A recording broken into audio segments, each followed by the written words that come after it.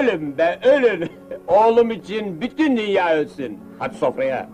Aile, kardeşlik, dayanışma ve fedakarlık gibi kavramları kutsayan kalabalık kadrolu Arzu film yapımı Aile Şerif'inde onu kötü karakter Oktay rolüyle tanıdık. At arabasıyla maden suyu satarak para kazanan, karısı Emine ve 5 çocuğuyla kıt kanaat geçinen Rıza'nın küçük oğluna arabayla çarparak kaçan, sonrasında kızı Zeynep'e kafayı takan Oktay, onu elde etmek için tüm aileye zarar verir. Öyle ki sorunlu ve şımarık karakteri ve ona kol kanat geren babasıyla tüm izleyicileri deli eder. Bugün bile Oktay karakteri aklımıza gelince sinirlenip öfkeleniriz. Oktay karakteri bu filmde zengin bir fabrikatörün oğlunu canlandırır. Çarptığı çocuğun ablasına vurulur ve onu elde etmek için uğraşır. Babasının da gücüyle yapabildiği, deneyebildiği her şeyi yapar. Çok basit bir tema üzerine kurulan film, asıl yıkıcı ve etkileyici gücün içeriğinde olduğunu söylemekte yarar var. Rıza Bey ve Emine Hanım'ın fabrikatör Fehmi Bey'den tokat yediği sahne birçok izleyici tarafından yıllar sonra bile hatırlanır. Her denk gelindiğinde de Fehmi Bey'e karşı aynı nefretle bir daha izlenir. Hele Oktay'la babası arasında geçen bazı replikler seyirciyi çileden çıkarır. Korkmak neymiş? Benim oğluma kim ne yapabilir? Kendine gel. Arabada hasar var mı? Bir bakalım. Peki Oktay karakterine hayat veren, rolünün hakkını verdiği için yıllar geçse de nefretle hatırlanan usta oyuncu Eriş Akman gerçekte kimdir? Yılmaz Güney'in yönettiği Umutsuzlar'da bale sahnelerinin koreografisini yapan yetenekli bir sanatçıdır aslında. Oyuncudur, senaristtir ve yönetmendir.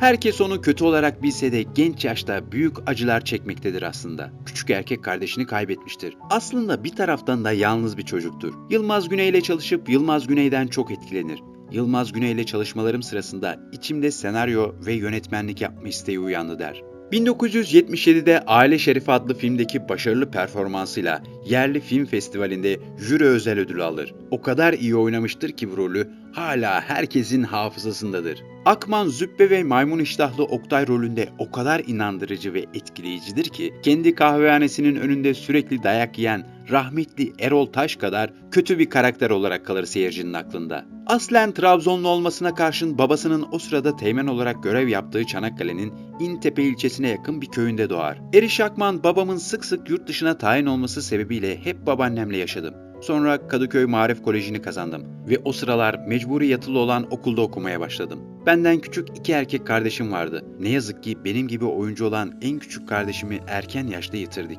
Sonra babam yarbayken NATO'ya tayin oldu ve beni yurt dışında okutma fırsatı buldu. Önce Nottingham Üniversitesi'nde tekstil mühendisliği okurken tiyatro okumaya karar verdim ve Montview Dramatik Sanatlar Akademisi'nin giriş sınavını kazandım. Okula girdiğim andan itibaren hedefim yönetmenlik yapmaktı. Mezun olduktan sonra çok az bir süre tiyatroda çalıştım.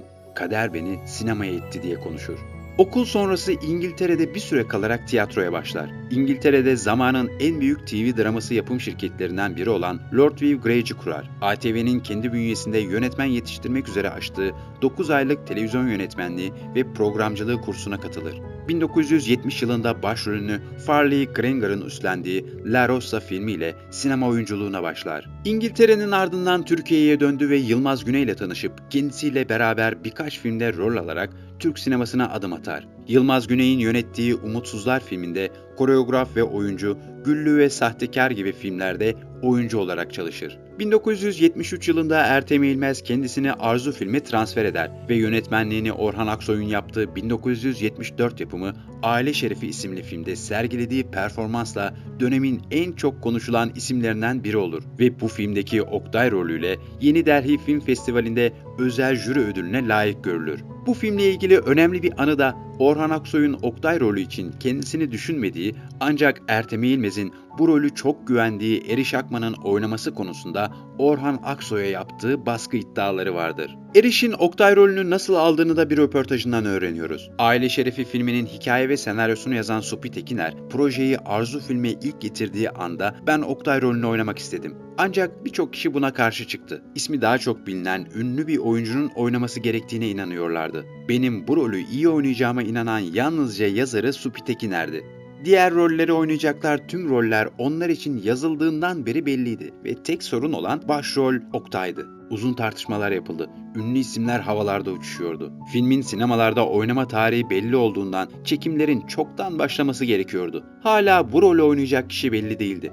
Bu arada Supi sağ olsun rahmetli Ertem İlmez'i benim rolü çok iyi oynayacağıma inandırmış ve Oktay'ın sahnelerinin başlamasından bir gün önce Ertem İlmez yapımcı olarak son noktayı koydu ve hiç ummadığım halde benim oynamamı istedi diye anlatır.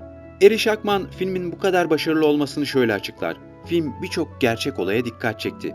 Gerçekte de o yıllarda Bağdat Caddesi'nde araba yarışları yeni başlamıştı. Sevgili büyük oyuncu rahmetli Muhip Arcıman'ın oynadığı Oktay'ın babası Fehmi karakteri gibi birçok zengin baba Oktay gibi birçok şımartılmış, masum ama kötü çocuklar yetiştirmeye başlamıştı.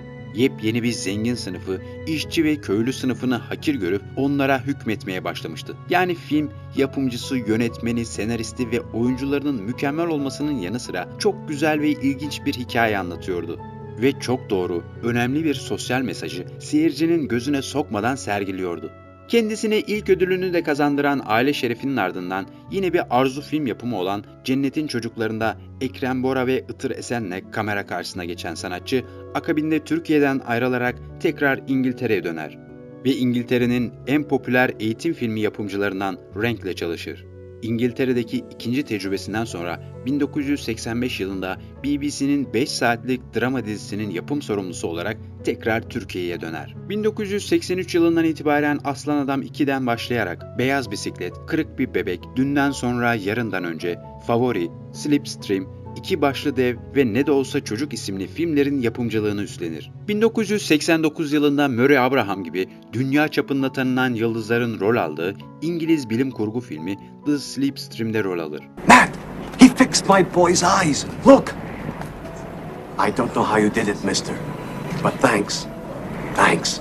Oyunculuğunun yanı sıra senaristlik ve yönetmenlik de yapan sanatçı, yönettiği uzun metraj filmlerin yanı sıra 500'ün üzerinde reklam filmine yönetmenlik yapar. Kariyerine yapımcılığını da ekleyen sanatçı Zuhal Olcay'ın ilk filmi Dünden Sonra Yarından Önce ve Fikret Kuşkan'ın da ilk başrolünü oynadığı İki Başlı Dev isimli filmlerin yapımcılığını üstlenir. Bir dönem Galatasaray Üniversitesi bünyesinde kurulan oyunculuk okulunda da derslere giren sanatçı birçok oyuncu yetiştirir. Senaryosunu yazıp yönetmenliğini üstlendiği Amerikan-Avustralya ortak yapımı Çanakkale Savaşı'nı anlatan ve yurt içi ve yurt dışı sinemalarda vizyona girmesi beklenen Anzak ve Mehmetçik isimli sinema filmi projesiyle uğraşan sanatçı bu film için Paul Hugon, Gigi Field gibi isimlerle anlaşmıştır. Anzak ve Mehmetçik'in yapımcıları arasında Eriş Akman'ın aynı zamanda yurt dışındaki ortağı olan dünyaca ünlü dizi Lost'un yapımcısı Ralph Glasgow'da bulunuyor.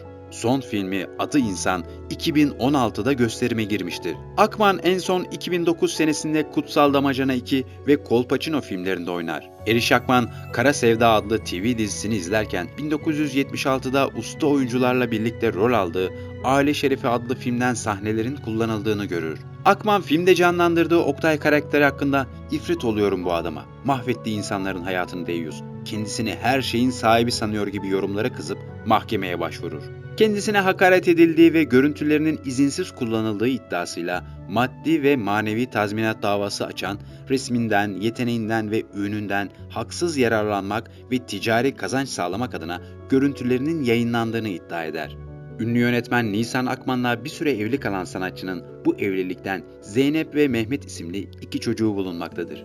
Son olarak filmini izleyerek büyüyenlere de bir mesajı var Eriş Akman'ın. Öncelikle beni sevenlere çok teşekkür ederim. Açık söylemek gerekirse herkesin nefret edeceği yanlışlıkta kötü bir karakter olan Oktay rolüyle beğenilmek çok hoşuma gitti. Ve her zaman savunduğum seyirci her şeyin farkındadır ve her zaman haklıdır tezinin doğrulanmasını görmek beni çok umutlandırdı. Onlardan tek isteğim Türk filmlerini desteklemeye devam etmeleri. Bu desteği kesmeden olumlu ve bilhassa olumsuz her şeyi büyük bir sebat ve istikrarla eleştirmeleri. Yani beğendiklerini, beğenmediklerini sürekli biz filmcilere en yüksek sesleriyle anlatmaları, isteklerinde ısrarcı olmaları, çocuklarını bol bol sinemaya götürmeleri diye konuşur. Ne olursa olsun inadına aşkla, tutkuyla sinema yapmaya devam eden kötü kalpli Oktay'ı her zaman izlemeye devam edeceğiz. Böylesi unutulmaz bir karaktere ruh kattığı için teşekkür ederiz. Hoşça kalın dostlar. Buraya kadar izlediyseniz videomuzu, kanalımıza abone olmayı ve sonraki videolarımızdan haberdar olmak için bildirim zilini açmayı unutmayın. Sağlıkla kalın.